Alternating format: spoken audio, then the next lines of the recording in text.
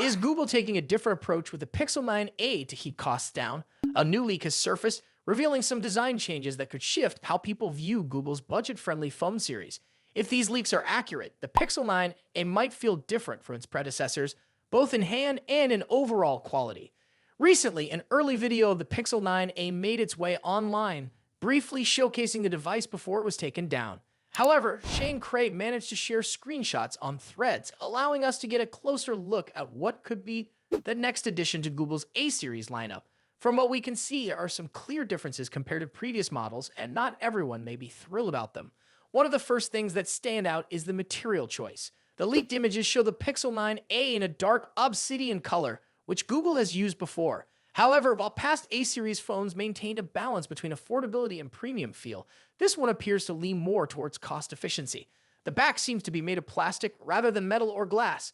This decision likely helps keep the price down while making the phone lighter, but it could also make it feel less high-end compared to its predecessors. Shane Craig compared the design to older Nokia Lumia phones, which were known for their durable yet plastic-heavy construction. While some users may appreciate a phone that's more lightweight and resistant to shattering, others might feel like it lacks the solid feel that many have come to expect from Pixel devices. The shift in material could be a trade-off, better durability in some ways, but a step down in terms of perceived quality. Another noticeable difference is the camera setup.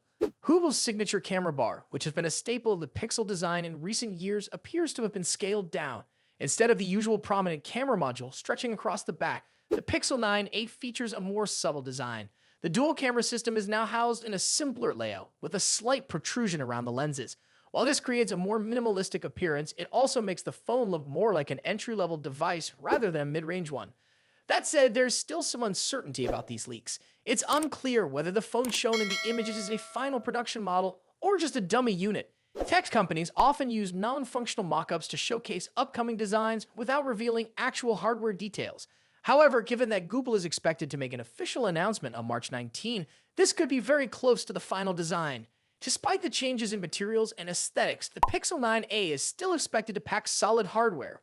According to leaks, it may come with Google's Tensor G4 chip, 8GB of RAM, and a 120Hz OLED display. If these specs turn out to be accurate, the Pixel 9a could still deliver great performance, making it a strong competitor in the mid-range smartphone market.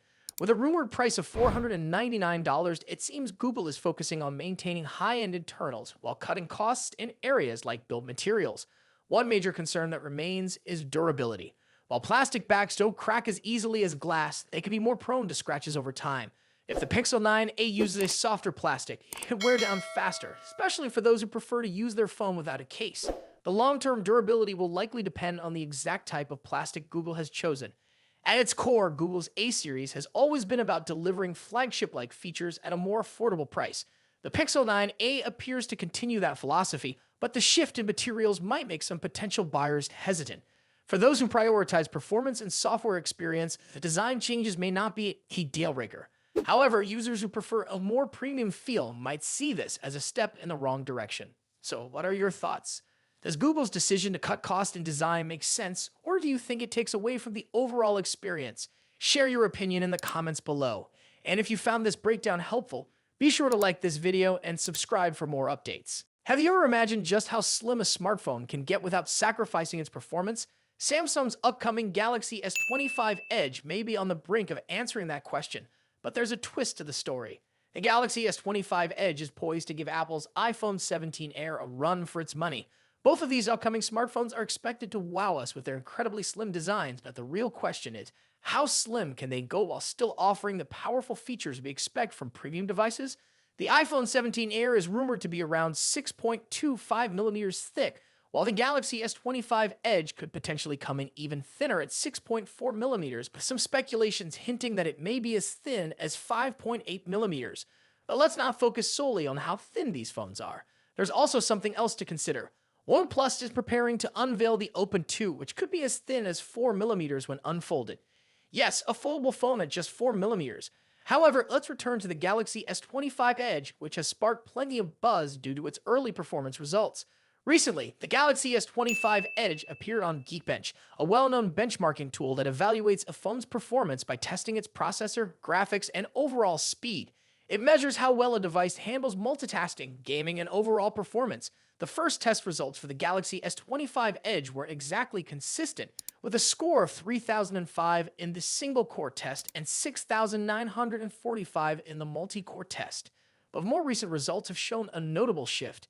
The updated benchmarks show that the Galaxy S25 Edge scored 2,806 in the single-core test, slightly lower than before, but it achieved a much stronger score of 8,416 in the multi-core test. This suggests that the phone could be more efficient at handling multiple tasks at once, which is a major plus for those who use their phones for gaming or multitasking. That said, it's important to remember that these are early test results and the device isn't official yet, so these figures should be taken with a pinch of salt. Performance aside, Galaxy S25 Edge is expected to feature some impressive specs, including a 200-megapixel main camera that will surely appeal to photography enthusiasts.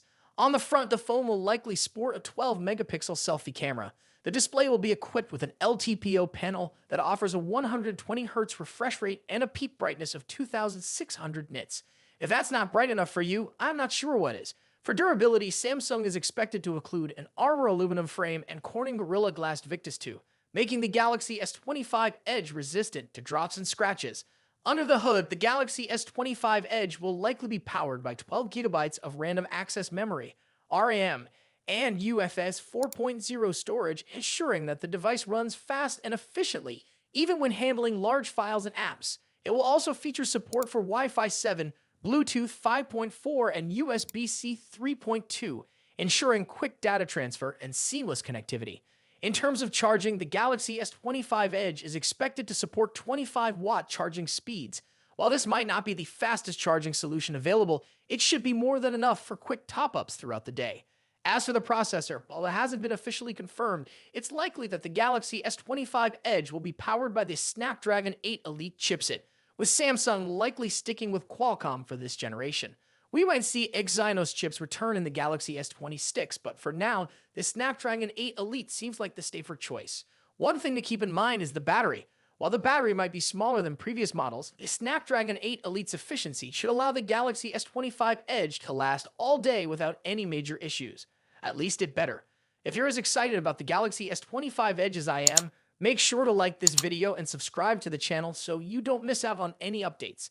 Thanks for watching, and I'll catch you in the next one. Have you been waiting for the One UI 7 update on your Samsung phone? The wait could be nearly over. For the past few months, Samsung fans have been on edge, watching as Galaxy S24 series owners enjoy the beta version of the upcoming update.